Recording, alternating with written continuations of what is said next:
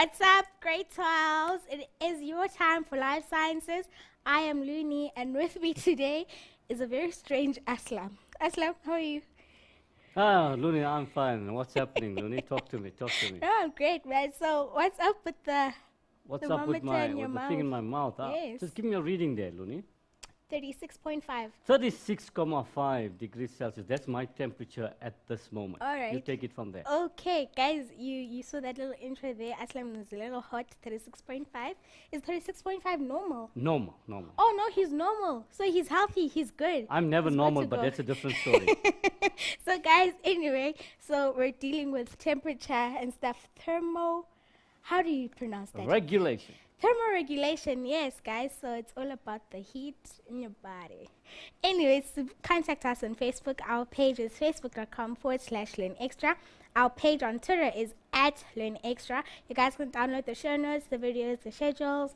If you want to know how to order a DVD or buy books and all of that information, past papers and all of that, guys, you can go on to learnextra.co.za/live. We've got a lot of stuff going on today's show. I've got lots of information to give you guys. So make sure you do not leave your seats. I don't want you taking breaks, bathroom breaks, drink breaks, nothing. You can't leave. You must stay glued to your screen and watch us the whole hour, guys. Okay. So Aslam. Thanks, Looney. Thanks for that intro. Well done there. Guys, we are looking at thermoregulation, and we just have taken my body temperature was 36,5 degrees just now. We're going to go back to that a little later. Before we do all of that, let's look at what we're going to do today. Very clearly, we started by telling you that we're going to look at the need to regulate the body temperature in humans. Why do humans and other endothermic animals need to regulate their body temperature, firstly? Secondly, so we're looking at the need. Second, we want to examine the structure and functions of the different parts of the skin. Then we want to look at the role of each of the following in temperature regulation. Remember, this section is dealing mainly with the skin in thermoregulation. We're not going into the skin as you would have done in the past, in the old syllabus. When we're saying old, we mean not the NCS, but before that, the NATED, where we went into detailed structure of the skin and functions of each part. And then here we are looking at mainly the role of the skin in temperature regulation. So that's what we're looking at. And for the syllabus, guys, you've got to be very clear on this. The syllabus or the curriculum is dictating the following: sweating, vasodilation, and vasoconstriction. We will explain those words a bit later. But you'll notice that your textbooks may even talk about the contraction of the erector muscles and the standing of the hair and the lying down of the hair, etc. That is not in the syllabus. Although it's interesting to note that, but when you are answering a question on temperature control in the skin, you stick your answer to these. Restrict your answer to these things first. All right? You can mention the other things later. Then we want to know, again, when we talk about structure, how are the parts of the skin adapted to thermoregulations? Further, we want to compare the definitions of hypothermia and hyperthermia. And we want to also finally consider the preventative measures for hypothermia and hyperthermia. And we want to take it one step further. We also want to know what you should do if you find somebody that is suffering from one of these two conditions, hypothermia and hyperthermia. These are the things that we want to look at. So let's kick off straight with the first question. And again, because we don't have to teach this, because you are grade 12 learners, you've been through some of these things before already, so you should be au fait with what we are talking about. And the first question asks you, why do we need to maintain a constant body temperature? Remember, that was our first bullet, the need to maintain a constant body temperature. Now, the clue, the hint here is you need to go back to grade 10 to find out more about what we are talking about. So you've done it in grade 10 already. And yes, you're scratching. I see you scratching your head. Remember, it depends where your brains are. That's where you're going to be scratching. All right? So if you are scratching, look at where you're scratching right now, and then maybe you get the answer to where your brains are today. Don't take that seriously, eh? Okay, so if you found something, you'll know that we are talking about enzymes, and This is why we need this constant temperature, because enzymes usually work best at an optimum temperature, of 37 degrees, between 36 and 37 degrees. That's the optimum temperature for enzymes. You learned this in grade 10. You also learned that high temperatures would denature the enzyme. That means it would change the shape of the enzyme. And if it changes the shape of the enzyme would not be able to work again. Consider the following. If you have a key, and if you use a blowtorch, you know, the welders use a blowtorch, and you heat the key, what's going to happen? The key, the metal will melt, the shape of the key changes. When you put that key in the lock, the door, it would not open the door. So this is what we're talking about here. The shape of the enzyme changes, and therefore that enzyme cannot catalyze the reactions it used to before. And this is irreversible. Once the shape has denatured, once the shape of the enzyme has changed, you can't. Consider again another thing. Remember, the egg white is albumin. Albumin is a protein. So in the egg white, although we call it the egg white, it's actually transparent in the egg itself. However, when we boil the egg, Luni, what happens to the egg white? It becomes white. It becomes really white. Now it's actually white. Can we reverse this, Luni? Can we make it back to transparent? No. No. What have we done? We have denatured the protein. So we have changed the shape, the structure of the protein, which is irreversible. You can't go back to normal. However, if you take the same egg, not that one, obviously, if you take an egg and you leave it in a fridge and the temperature comes down, the fridge, you know, depending how you set in the fridge, the temperature may be right down. When you take the egg out, nothing has changed in the protein itself. You have just inactivated that protein temporarily. So in low temperatures, they can regain what they're supposed to do, but when you boil them or when you heat them up, there's a problem. So this is why, if we allow our body temperature to go too high, the enzymes will denature. And remember, enzymes control every single chemical activity in the body. When we spoke about protein synthesis, transcription, we said enzymes control transcription. When we spoke about translation, we said enzymes control translation. When we spoke about DNA replication, we said enzymes control DNA replication. When you spoke of respiration, nutrition, digestion, etc. in grade 11, grade 10, you said enzymes control those reactions. So imagine if the enzymes get denatured, what could happen? So that is the reason why we have to have that situation there. Now the next question asks you, which part of the brain controls body temperature? Now you don't have to scratch so hard, because this we did a couple of weeks ago. We looked at the brain, we looked at 5 areas in the brain for which we needed to know functions. One of those parts of the brain that we studied controls body temperature, and that is the hypothalamus. Hypothalamus, remember, controls body temperature. It also controls osmoregulation. It also is the area where emotions, hunger, thirst, etc. are also controlled. Sleep, appetite, all of those things are controlled by the hypothalamus. Apart from the fact, last week we spoke about the hypothalamus and its influence on the pituitary gland. It secretes certain hormones that control the hormones of the pituitary gland as well, although that is not prescribed in your syllabus, but that is also what the hypothalamus does. So we're linking, and again, what I want you to see, guys, here is that when we learn the brain, now we're learning temperature control. They are not different things. These things are happening all the time in the body. The brain, indeed, is involved in temperature control. So you can't see the brain as a topic on its own and temperature control as another topic. You've got to bring these topics together, because when we've set questions, we can ask you from different aspects within the same paper, obviously. In paper 2, we're going to ask you paper 2 items. In paper 1 items. But even if you take evolution, when we did revision on Saturday, you see we brought in genetics, we brought in meiosis, we brought in DNA, etc., into our story on evolution. So these things are all interconnected. Good. We move on. And that brings us to the diagram of the skin. Again, remember, you do not learn structure without functions, and you do not learn structure and function without bringing the two together and talking about suitability, which we will develop as we go along today. Let's look at this diagram.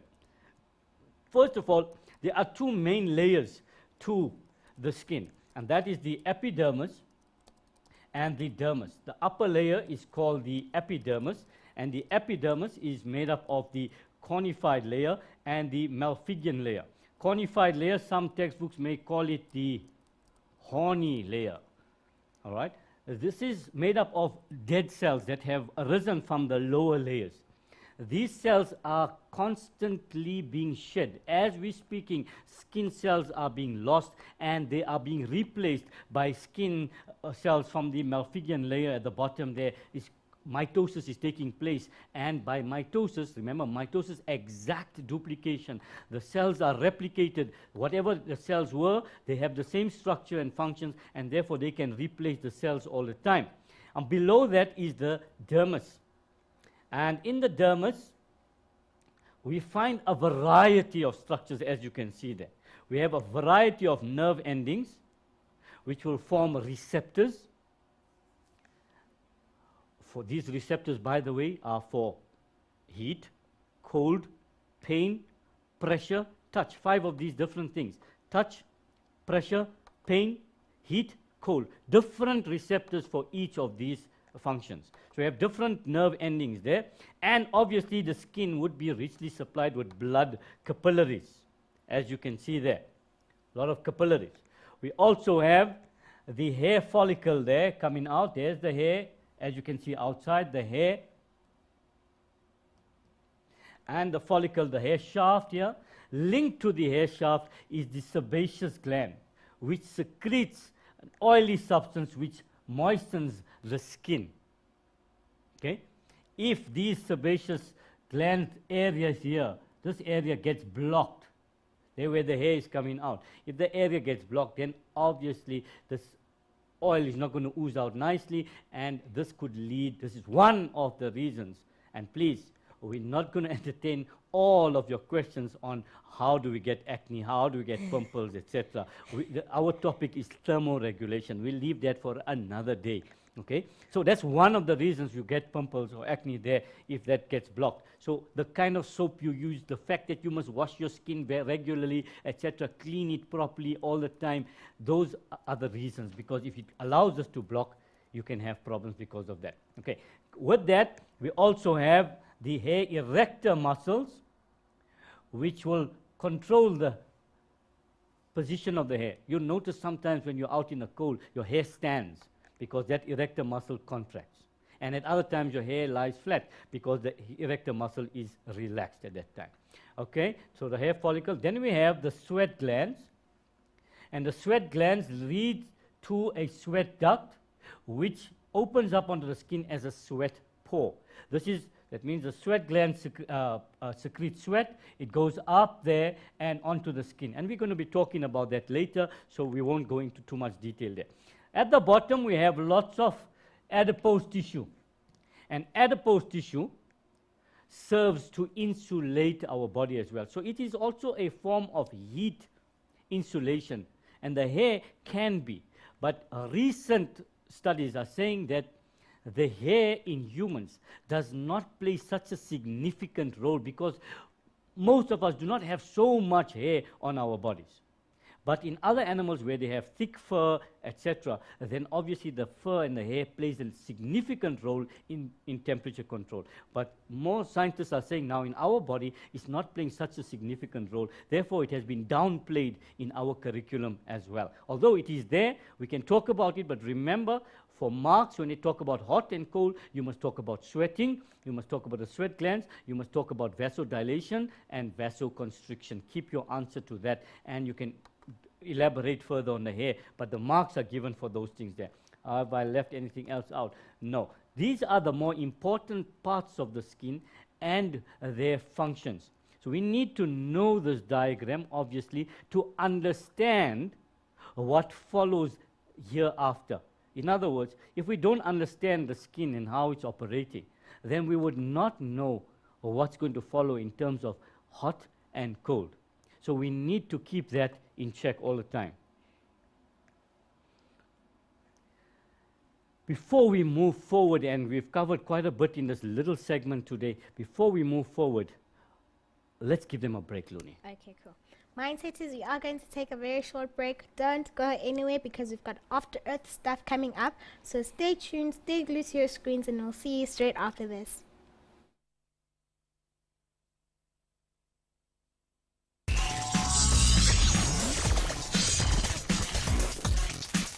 Welcome back, Mindsetters. I hope you guys enjoyed that trailer with Will Smith and Jaden kicking the animals, you know, and just being together, trying to fight in order to get back home. I hope you guys enjoyed it. As you can see, I'm all After Earth here, you know. Got my little gadgets going on. So this is the After Earth notebook that you can win. It's in the goodie bag that you can win. It's just so cool, guys. You see, it's got lines so you can write. When Aslam is teaching you life sciences, you know, and you just want to write down the notes, you can write them down here. But the coolest part, guys, of this prize is this awesome pen. No one has ever seen a pen that does this. No one. In this life. Blue light, guys, it just appears. You click it and blue light appears out of nowhere. After Earth pen, you get to win this as well. You also get to win an After Earth sweatband, you know, when you're jogging there and then you just need to wipe your sweat. This is quite cool, guys, and it actually has a zip, so if you want to put in some money or your little iPod or whatever you want to put in, you can put it in there. And there's a cool After Earth t-shirt that you can win. So all of these great prizes are in the After Earth goodie bag that you can win. But in order to win, and those 2 tickets, guys, so in order to win, you need to do the following. Go into learnextra.co.za/After Earth and enter in the following code word. Grade 12, sorry. Your code word is revolution. Revolution.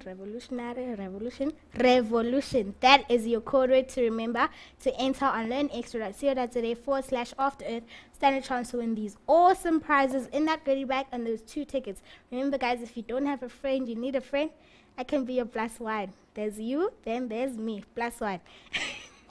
Remember, guys, you can also enter on learnextra.co.za/After Earth. Don't forget that, okay? To win all these great prizes. I'd just like to congratulate Oleboheng Malapane. I hope I pronounced that right. Oleboheng Malapane, you have won yourself those 2 tickets and these great prizes. They will be coming to you, but remember, guys, I did post on Facebook that you will get an email. So all of those guys who are asking me, I've won a prize and how do I win? How do I get it? How is the tickets going to get to me and all of that? Remember, you will be sent an email and all that information will be given to you. So Aslam, let's do this, man. You say a lot, eh? I know I can go on forever. Tell me something. Did I ever tell you my African name? You have an African name? Yes. What's your African name? Oleboheng Malapane. Really? Yes. So you won those 2 tickets? That's me. I won. Guys. Oleboheng. That's what they call me when I go back to the village. In the hood, eh? Yes, That's your name. Another thing, that pen, you did something. Yes. Check this out. But I want the pen to write for me. Can that do that for me? I'm not sure if it can write, hey? It just lights up. I haven't been able to it only lights up. All how the thing comes so up. I can write in the dark. Of course you can. Okay. And you know what? You shouldn't have told him about that zip. Now you've alerted all the criminals. When those guys running with this After Earth one, those are the ones that got money there. You mustn't say all that. Oh my God. Those are secrets. You mustn't tell everybody that. Welcome back, guys. I'm hoping you enjoyed your break. There's some nice goodies to win there. Before I start, I've poured some ice cold water, and I'm going to drink some of this water now. Okay, I'm going to drink all of it actually. That's not because I'm thirsty only. That's because I want to show you something. Not how I drink water.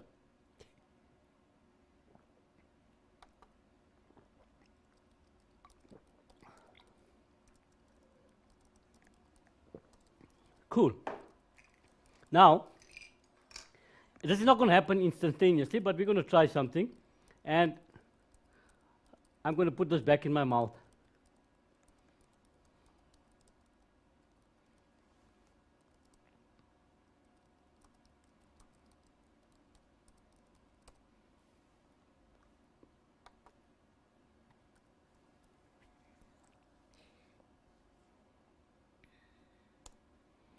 And let's see, Looney. 32.3 degrees Celsius. Now, I drank some water, and my temperature is showing now 32.3 degrees. Obviously, that's not my whole body temperature. That's because there was cold water probably in my mouth area that's going to make it cooler. But remember, when you're drinking cold water, you are cooling your body. And if you're drinking cold water, etc., after a short while, the body temperature will drop. But the body temperature will kick back to normal in a short while as well. At the same time, if you exercise or if you are in the very hot area, your body temperature would rise, but it would come back to normal after a while. And we're going to check just now if it comes back to normal as well. But remember what I told you, in our case, we do not have all that time to waste 10 minutes just on waiting for the water down and what have you. So we're showing you in a different way. Just to make you understand, I think lots of kids, when we talk about vasodilation, vasoconstriction, they have a problem understanding what is that. First of all, vaso comes from transport, and vaso in our body, the transport is the blood in our body, blood vessels. Now, if we look at a normal cross-section of a blood vessel, let's say this is what a normal cross-section would relieve. This is the lumen. This is the space in which the blood will flow. If we talk about vasoconstriction, notice what happens. It becomes narrower. You cannot say smaller. You cannot say thinner, etc. We're talking about narrower or vaso or constricted. Those are the words we want in the exam. Okay? Rather, you stick to constriction. Stick to constriction. And vasodilation, you see what happens there? There and there, there and there. This is wider. This is narrower. So this is what we need to understand when we're talking about vasodilation and vasoconstriction. So this is what we need to know. Now, let's get to the nitty-gritty. So they say, if the weather becomes too hot, or if your body temperature rises for some reason, weather is hot, it's a hot day out there, etc., or if you are exercising, what happens? First of all, vasodilation takes place. What is this? The blood vessels leading to the skin capillaries become wider, they dilate. Now, how do the blood vessels understand this? What was our question earlier? Our question asked which part of the brain controls it. So we have heat receptors in our body which will sense this rise in temperature. And this message is sent. So from the heat receptors,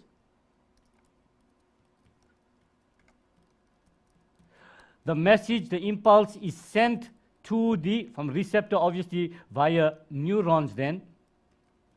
The message will be sent to the hypothalamus.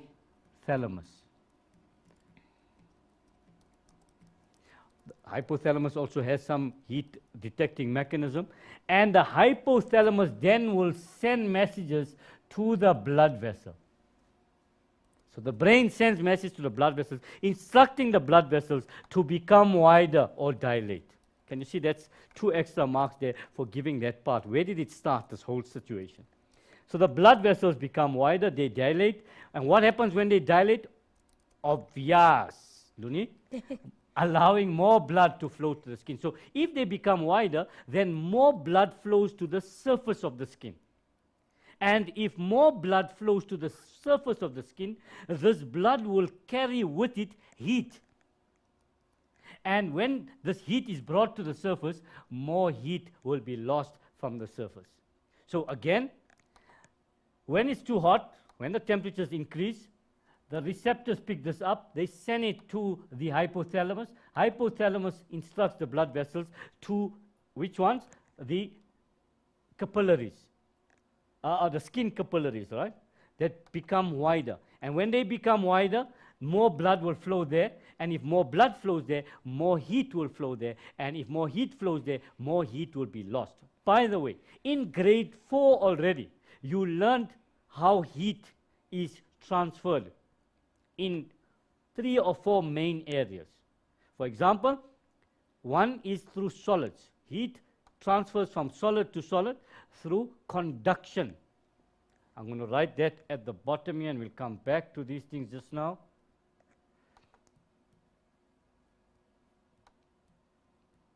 Conduction in solids. A perfect example of this would be in the morning when you're having tea. If your tea is very hot and your spoon is in the tea, you'll find that the spoon itself feels hot. And your coffee mug or your tea mug or whatever you're drinking out will also feel hot. What has happened? The heat has been transferred through that solid. So this is conduction. And if we're feeling hot in the studio, we put the aircon on. We don't have an aircon in every corner. We may have an aircon in one area, or in your house at the moment it's getting colder, you'll have a heater. You don't have a heater in every corner of your room. You just have one heater, and this heater will heat the entire room out. And how is this now? Heat is traveling through the air. This is known as convection. And we also have the situation, if you're standing outside and you're basking in the sun, you can actually feel the sun's heat. So heat is traveling through space, from the sun, through space, and you are feeling this. This is known as radiation.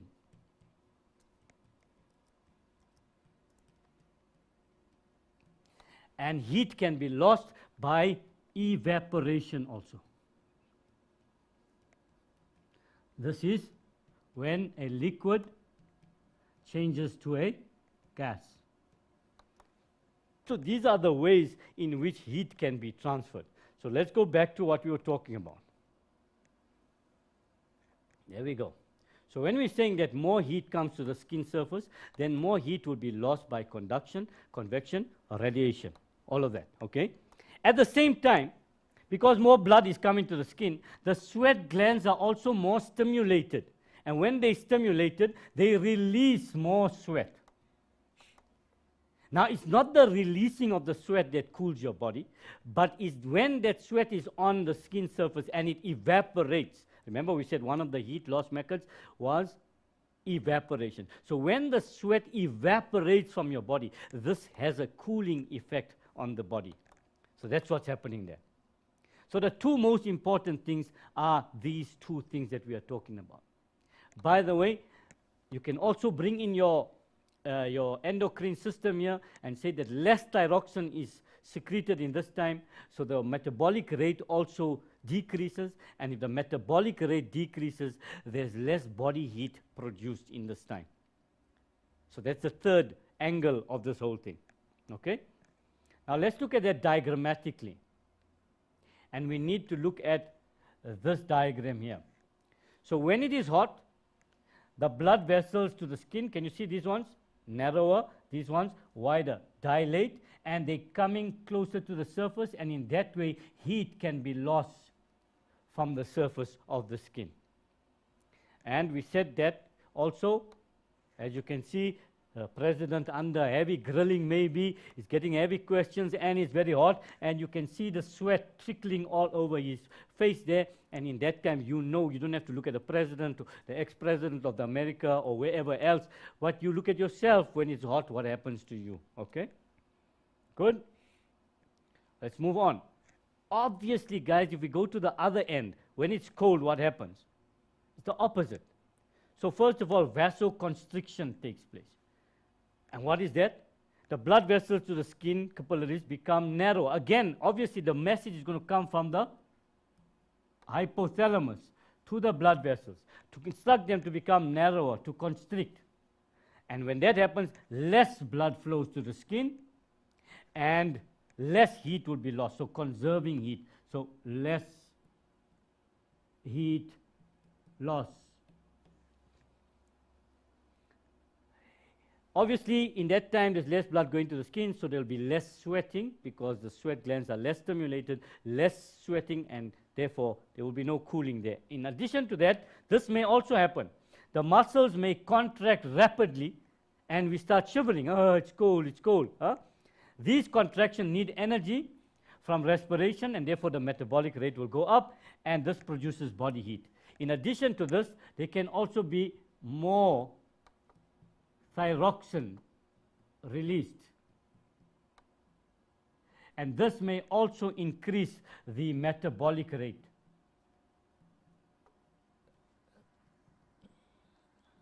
And when the metabolic rate increases, it produces more body heat. And again, back to our diagram.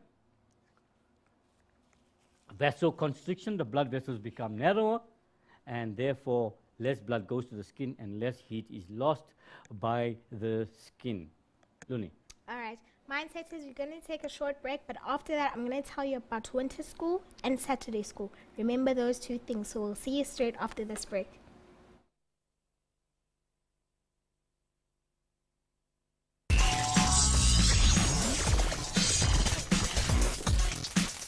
Welcome back, Mindsetters. Like I said before the break, I want to tell you about Saturday school. From 9 till 1:30 on Saturday, this coming Saturday, guys, we'll be having maths, life sciences, and physical sciences. So at 9 a.m. in the morning, at 9 o'clock in the morning, we'll be having our maths lesson. It will be an hour and a half. So you'll have the teacher, it will be a live broadcast, guys. We'll have the teacher going through some revision questions, and we'll have a presenter talking to you guys on Facebook if you have any problems. Then at 10:30 we'll have our physical sciences lesson until 12, and then from 12 until 1:30 we'll have our life sciences lesson. Grade 12, I do suggest that you guys do tune in. I was presenting last week and it was such a great show because you guys go over the revision questions that you're actually doing for your exams, so it will help you very, very much. Then we have winter exam school, guys. If you guys don't know about it, you better be knowing. Register yourselves, guys, for winter school. It is from the 1st till the, let me just get my information right. From the 1st to the 5th of July, we have winter school revision. So we'll have that, and then we also have winter's exam school, guys. So just make sure you check on Mindset. I will post all the information that you need about this Saturday school and this winter school exam revision, guys. It's a great thing to help you guys for the prelims and for your finals as well, because you need a lot of practice, guys. I was there once and it was no joke, okay? No child's play in matric. So make sure you get all your information on the Facebook page. This is a great textbook to get, guys. It's written Life Sciences for All. It is from Macmillan. Our show is sponsored by Macmillan, but I'll tell you about it when we're ending our show. But now I'll take it straight back to Aslam, or AKA Olewokgang Malapane. There you He's got go. a thermometer in his mouth again. And the reading this time is 36.9 degrees Celsius. So we are back to our normal body temperature between 36 and 37 degrees. I want you to keep that in mind, that if it goes down, comes back up. And we're going to do something a little later to see what happens if it goes up, what's going to happen. Okay, so what we spoke about just now, we're just going to look at it in terms of a diagram. All right? They say in cold conditions, this is you can picture yourself in the cold conditions. As we speak right now, you probably have the heater on and so on. First of all, to decrease heat loss, what happens? The constriction of the blood vessels of the skin, we spoke about that. A reduction in sweating, we're not going to sweat in that time. And conscious behavior, now this is not a physiological response. What we're going to talk about, hey, what happened there? Okay, my hands are a little bit static here. We're talking about below that physiological response, above that, sorry, is physiological response. Now here is behavioral response. So you do certain things. For example, you start putting on a jacket, you put on a scarf, you put on a cap, etc. Or you shelter yourself from the wind, or you start rubbing your hands, or you put your hands in your pocket, etc. This is behavior. Fortunately for you, it's not prescribed yourself, but again, if it was, it wouldn't be difficult, right? Because you do these things. And you can also reduce your surface area. Know when you go to sleep and it's cold, the first thing you do is you curl yourself into a little bit smaller. Why? Because less of your body surface area is exposed. And if less surface area is exposed, less heat lost by conduction, convection, and radiation. On the other hand, or rather, still in cold, to increase heat production, you may start shivering. Shivering creates friction. Friction needs respiration. Well, friction creates heat on its own, and shivering itself needs muscles to contract. Muscles to contract needs respiration. Respiration will produce heat. You've done that in grade 11. You also increase voluntary activity. You can walk around a little bit more. You can do certain things. increased metabolic rate. This is a long-term response, which we spoke about earlier about thyroxine. Now what happens when it is hot? In heat, to increase heat loss, you dilate the blood vessels in the skin. So more blood goes to the skin, more heat loss.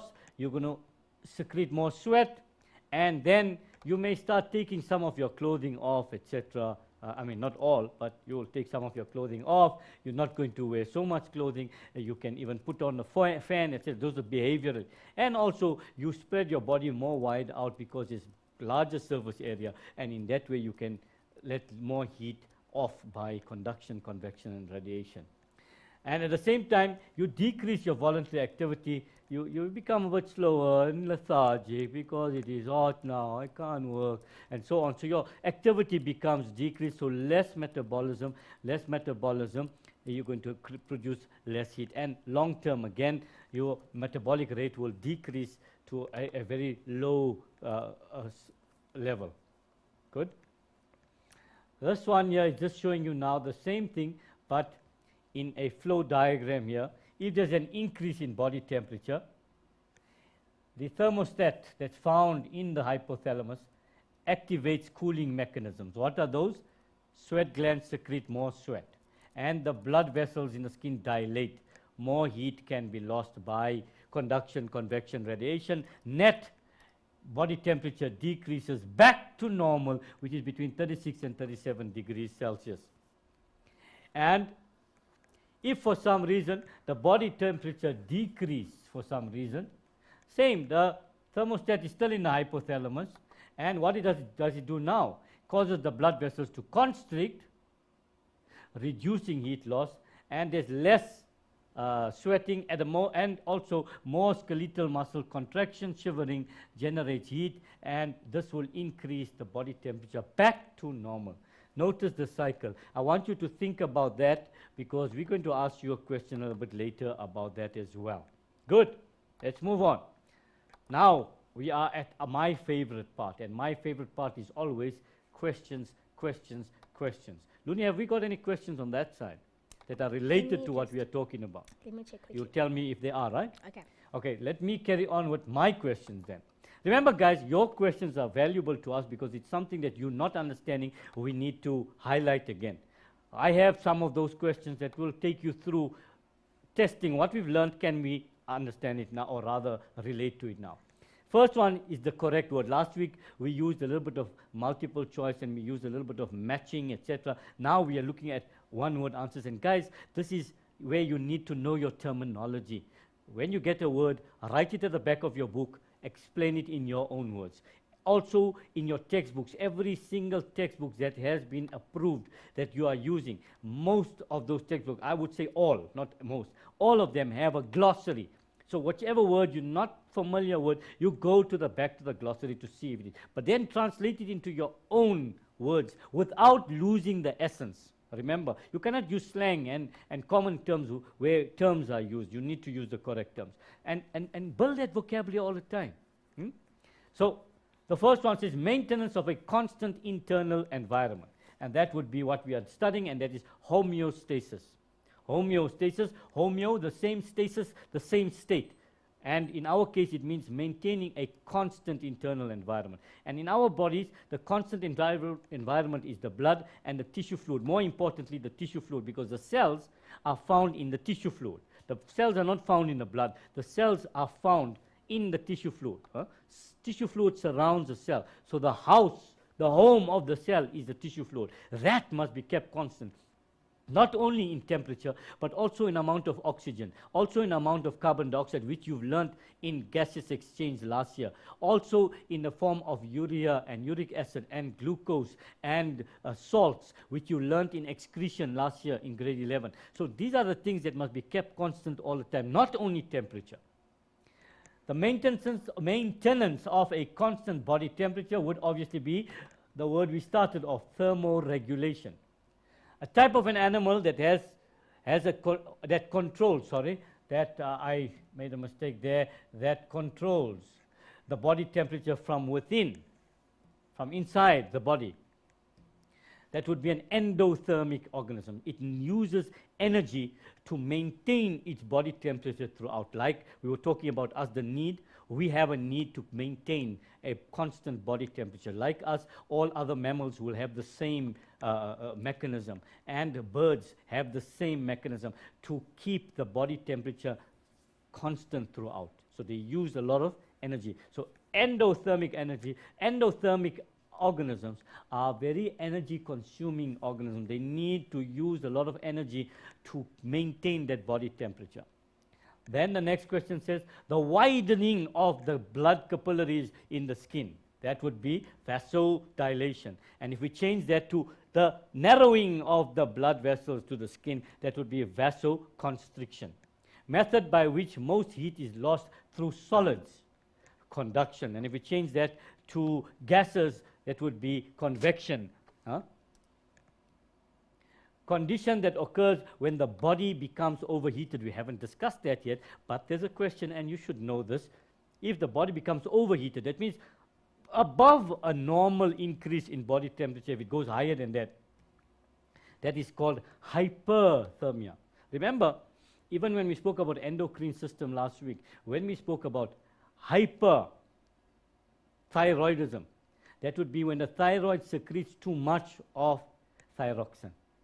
Hypothyroidism, when it's too little. So the opposite to hyperthermia, the opposite condition would be hypothermia, when the condition when the body becomes too cool, cooler than normal. And we're going to discuss that in a short while, so we'll come to that when we get there. The next question says, study the following diagram and answer the question, and they give you a diagram of the skin. They say label layer B. Notice they're talking of a whole layer B and part C. And that is, that's what you do when you get the wrong answer. So Aslam is a naughty boy, Looney. What happened? Got the wrong answer there. He left the wrong answer there. So I'm going to fail the exam. And I'm supposed to teach the whole country. Yeah, Ooh. it's bad. Can you imagine what people would say about me? Layer B is the epidermis.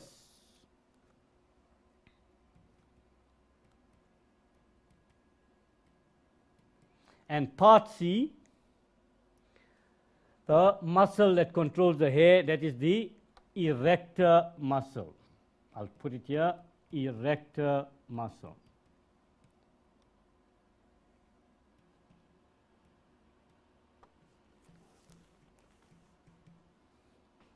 Write down the letters of the two parts in a diagram which are involved in insulation of the body. I wouldn't be surprised if this answer also is incorrect, but anyway, let's look at it. I told you, I wouldn't be surprised.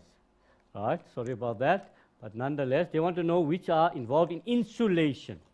Insulation would obviously be A and D, the hair and the adipose tissue. So A and D, the hair and... Now, interesting with this question like this also. Notice this one is only asking you for letters. But in an exam, often they ask you write the letters and the name. Please don't forget then, be very careful. You must give both, because in a case like that, there would be 4 marks. 1 for the letter, 1 for the name, 1 for the letter, 1 for the name. So you must make sure that you do that. In this case, it was A and D. And if this one is wrong, Looney, then I'm going to just run away from you. Nonetheless, we will deal with it when we get there. Describe how the human skin maintains the core body temperature on a day when the environmental temperature is around 40 degrees. Now, guys, notice they're not telling you it's hot. They're not telling you it's cold. They're telling you it's above, it's around 40 degrees. By this age, 17, you should know 40 degrees is damn hot. It's a very, very, very hot day. It's not a cold day. It's not cool. It's just not an okay day. It's hot. If in South Africa, generally, we rarely, well, not in South Africa, all over, but in Gauteng, we don't really get to 40. We get to 35, maybe 36 some days. 40, it would be a heat wave. So it's a very hot day then. So you must be able to tell us what happens on a hot day here. And, At least I got one right out of all. So I wouldn't have failed, Luni. I got five marks. Out of how many? 5, 7, 9. 5 out of 9, that's more than 50%. Not bad. Not for me. It's not good enough for me, but nonetheless, I wouldn't have failed so far. Okay. So, first of all, heat receptors in the skin are stimulated by this high temperature. Impulses are sent to the hypothalamus. We discussed this when we started the section on how the skin is related to this. Impulses from the hypothalamus are then sent to the blood vessels. Vasodilation occurs, or the arterioles to the skin become wider. Try to stick to become dilated or vasodilation. Those are better words to use.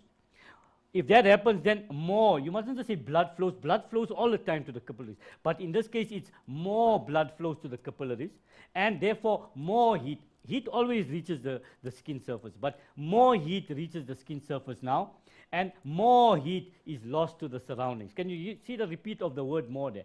And more blood flows to the sweat glands, and sweating increases, and more heat is lost to the evaporation of sweat. So again, we're talking about vasodilation, and we are talking about sweating, the things that are related to the curriculum. Remember, we're not talking about all the hair is lying flat and so on here. The answer is restricted to that part there. The next question there, explain how the skin is suited for thermoregulation. Remember earlier, we spoke about the structure and the functions of the skin. Now we want to know, how is that structure that we spoke about related to those functions that we spoke about in terms of thermoregulation? Not just anything, but in thermoregulation. Not its protective function, not all its other functions, but in terms of thermoregulation. How is it suited? And what do we do there? All right. Here we go. Let me just extend that page. Good.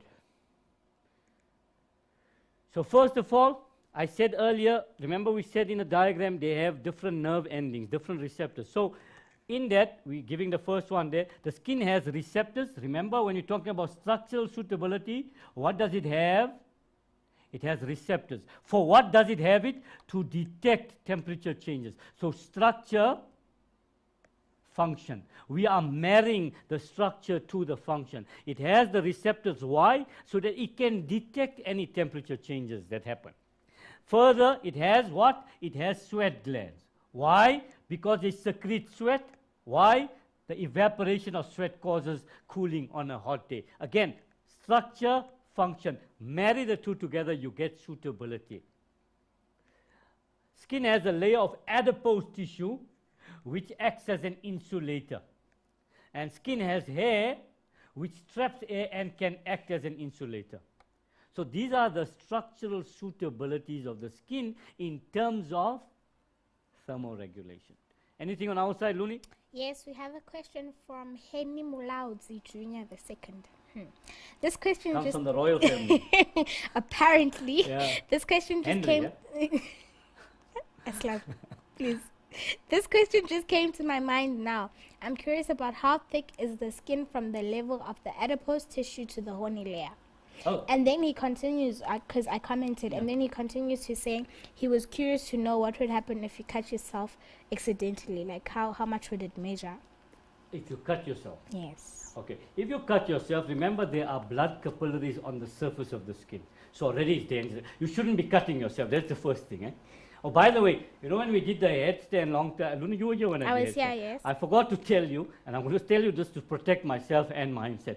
Please do not try that alone at home. Don't we try should it. say that before we do anything funny on the show. Right. So again, do not cut yourself. That's not a good thing to do. Okay. But obviously, by the time you know by now, if you have slight paper cut, Luni, you start bleeding. There's blood capillaries right on the surface. So the skin surface is not that thick. It's not that thick. One just has to simply lift up there to feel when you're feeling the bone. It's not that thick. It's, I would say, a few millimeters at most. And remember, when we're talking about it, the epidermis is very thin in terms, well, thick in terms of a membrane, but thin in terms of, an orange skin, the skin of an orange that we eat. It will be much thinner than the skin of an orange. Okay? I'm hoping that answers Henry's question. I'm not sure where what he actually wants there. Any other questions? Okay, we've got something from Sfundo Sitole. Yeah. I'm not sure what he's trying to ask, but he says, guys, what about, is it Lamarck, yeah. Lamarck and Darwin? Lamarck and Darwin are on evolution, young men.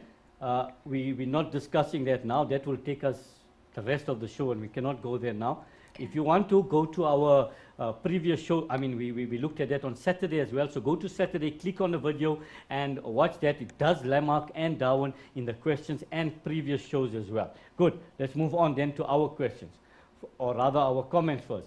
What can go wrong? First of all, we said earlier, if your temperature goes too high, then you're suffering from hyperthermia. This is an increase in the temperature above the normal, that means more than 37.5 degrees, due to the failure of thermoregulation. That means it's very hot out there, your temperature is going up, but your body temperature is not correcting itself, and the body temperature is not coming down, according to what we said earlier, that you sweat more and so on. That means despite these things happening, your temperature is just going up all the time, and that's not a good thing. So what causes it? First of all, extremely high temperatures. You're in an area where there's very high temperatures, and they cause an increase in sweating. Now, while you're sweating, what happens is you dehydrate. That means you're losing your water. And if you don't have water in your body, then you can't sweat after that. So now the sweating stops. It's so hot that your sweating has even stopped, and because of that, the temperature starts rising. And at the same time, while you're doing that, you're not drinking sufficient water when it's hot also. And during prolonged exercise, if you are exercising for a long period of time and you're not drinking enough water, this can all these things can cause that. All right? So this can lead to a further increase in the body temperature. And what can go wrong? You can get a heat stroke. The temperature is above 41.1 degrees. This can lead to coma, seizures, confusion, and no sweating because you have lost the water already, dehydration. Symptoms are obvious: increased body temperature, hot, dry skin, increased heartbeat, an increased or a decreased blood pressure, headache, confusion, and it can lead to unconsciousness. And if it's not corrected, it obviously can lead to death. What can you do? Move the person to a cool, shady place. Cool the person by covering them with damp sheets or spraying them with water, not with a big hose fire hydrant now, in a little bottle, and you spray them a little bit with water. Cool the person with a fan, keep person hydrated, and get medical help for them. And if they are suffering from hypothermia, if the body temperature below 35 degrees, mild 32.32 to 35, moderate 28 to 32, severe below 28 degrees. Causes extreme cold, taking sedatives and alcohol when it's cold, not a good thing because it causes sweating, and that's not a good thing. Certain medical conditions such as heat problems, etc. The symptoms: violent shivering, which stops as hypothermia becomes more severe, and all these things: confusion, difficulty in movement, memory loss, tiredness, slurred speech, etc. Treatment: move the person somewhere warm, change them out of the wet clothing, because wet clothing decreasing the insulation. If you have lots of clothing and they wet, they decrease the insulation of that by 50 to 60%. Wrap them in warm clothing, give them warm drinks, but not alcohol, because alcohol dilates the blood capillaries. Luni. All right, mindset is, remember, Korea Indaba is at the Centrum Convention Center from the 20th till the 22nd of June. We will be there, so come say hi and all of that stuff, guys. You'll get great information about the career path you want to take. Life Sciences was proudly brought to you by Macmillan, guys. Remember, Saturday school, your lesson is at 12. So come join us, guys, and we'll see you. Paper 2 revision, so we'll see you then. Bye! Ooh, you become an opera.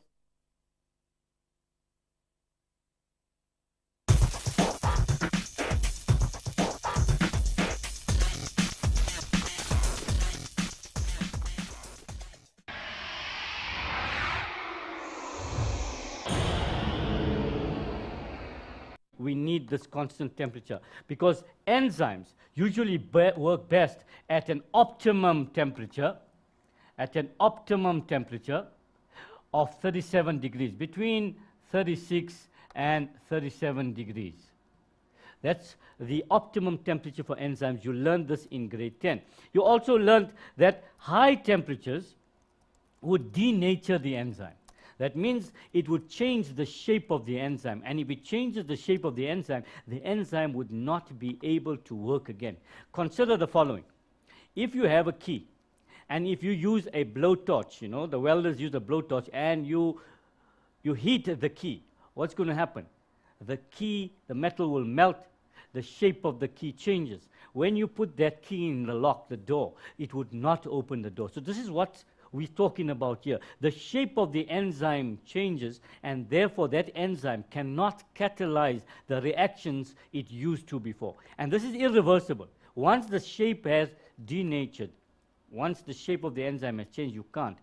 Consider again another thing. Remember, the egg white is albumin. Albumin is a protein. So in the egg white, although we call it the egg white, it's actually transparent in the egg itself. However, when we boil the egg, Luni, what happens to the egg white? It becomes white. It becomes really white. Now it's actually white. Can we reverse this, Luni? Can we make it back to transparent? No. No. What have we done? We have denatured the protein. So we have changed the shape, the structure of the protein, which is irreversible. You can't go back to normal.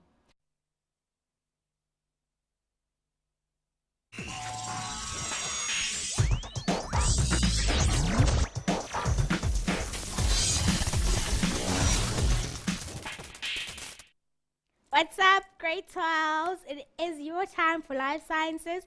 I am Luni, and with me today is a very strange Aslam. Aslam, how are you? Ah, Luni, I'm fine. What's happening, Luni? Talk to me, talk to me. No, I'm great, man. So what's up with the What's the up with thermometer the thing in my mouth? Yes. Just give me a reading there, Luni. 36.5. 36.5 degrees Celsius. That's my temperature at this moment. All right. You take it from there. Okay, guys, you saw that little intro there. Aslam was a little hot, 36.5. Is 36.5 normal? Normal. Oh, no, he's normal. So he's healthy, he's good. I'm never He's good normal, to but go. that's a different story. So, guys, anyway, so we're dealing with temperature and stuff. How do you pronounce that? Regulation. Thermoregulation, yes, guys. So it's all about the heat in your body. Anyways, contact us on Facebook. Our page is facebook.com/learnextra. Our page on Twitter is @learnextra. You guys can download the show notes, the videos, the schedules. If you want to know how to order a DVD or buy books and all of that information, past papers and all of that, guys, you can go on to learnextra.co.za/live. We've got a lot of stuff going on today's show. I've got lots of information to give you guys. So make sure you do not leave your seats. I don't want you taking breaks, bathroom breaks, drink breaks, nothing. You can't leave. You must stay glued to your screen and watch us the whole hour, guys. Okay. So Aslam. Back to these things first, all right? You can mention the other things later. Then we want to know, again, when we talk about structure, how are the parts of the skin adapted to thermoregulations? Further, we want to compare the definitions of hypothermia and hyperthermia. And we want to also finally consider the preventative measures for hypothermia and hyperthermia. And we want to take it one step further. We also want to know what you should do if you find somebody that is suffering from one of these two conditions, hypothermia and hyperthermia. These are the things that we want to look at. So let's kick off straight with the first question. And again, because we don't have to teach this, because you are grade 12 learners, you've been through some of these things before already, so you should be au fait with what we are talking about. And the first question asks you, why do we need to maintain a constant body temperature? Remember, that was our first bullet, the need to maintain a constant body temperature. Now, the clue, the hint here is you need to go back to grade 10 to find out more about what we are talking about. So you've done it in grade 10 already. And yes, you're scratching. I see you scratching your head. Remember, it depends where your brains are. That's where you're going to be scratching. All right? So if you are scratching, look at where you're scratching right now, and then maybe you get the answer to where your brains are today. Don't take that seriously, eh? Okay, so if you found something, you'll know that we are talking about enzymes, and this is why. Thanks, Luni. Thanks for that intro. Well done there. Guys, we are looking at thermoregulation, and we just have taken my body temperature was 36.5 degrees just now. We're going to go back to that a little later. Before we do all of that, let's look at what we're going to do today. Very clearly, we started by telling you that we're going to look at the need to regulate the body temperature in humans. Why do humans and other endothermic animals need to regulate their body temperature, firstly? Secondly, so we're looking at the need. Second, we want to examine the structure and functions of the different parts of the skin. Then we want to look at the role of each of the following in temperature regulation. Remember, this section is dealing mainly with the skin in thermoregulation. We're not going into the skin as you would have done in the past, in the old syllabus. When we're saying old, we mean not the NCS, but before that, the NATED, where we went into detailed structure of the skin and functions of each part. And then here we are looking at mainly the role of the skin in temperature regulation.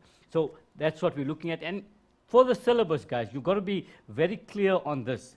The syllabus or the curriculum is dictating the following: sweating, vasodilation, and vasoconstriction. We will explain those words a bit later. But you'll notice that your textbooks may even talk about the contraction of the erector muscles and the standing of the hair and the lying down of the hair, etc. That is not in the syllabus. Although it's interesting to note that, but when you are answering a question on temperature control in the skin, you stick your answer to these, restrict your answer. However, if you take the same egg, not that one obviously, if you take an egg and you leave it in a fridge and the temperature comes down, the fridge, depending how you're setting the fridge, the temperature may be right down. When you take the egg out, nothing has changed in the protein itself. You have just inactivated that protein temporarily. So in low temperatures, they can regain what they're supposed to do, but when you boil them or when you heat them up, there's a problem. So this is why, if we allow our body temperature to go too high, the enzymes will denature. And remember, enzymes control every single chemical activity in the body. When we spoke about protein synthesis, transcription, we said enzymes control transcription. When we spoke about translation, we said enzymes control translation. When we spoke about DNA replication, we said enzymes control DNA replication. When you spoke of respiration, nutrition, digestion, etc. in grade 11, grade 10, you said enzymes control those reactions. So imagine if the enzymes get denatured, what could happen? So that is the reason why we have to have that situation there. Now the next question asks you, which part of the brain controls body temperature? Now you don't have to scratch so hard, because this we did a couple of weeks ago. We looked at the brain, we looked at 5 areas in the brain for which we needed to know functions. One of those parts of the brain that we studied controls body temperature, and that is the hypothalamus. Hypothalamus, remember, controls body temperature. It also controls osmoregulation. It also is the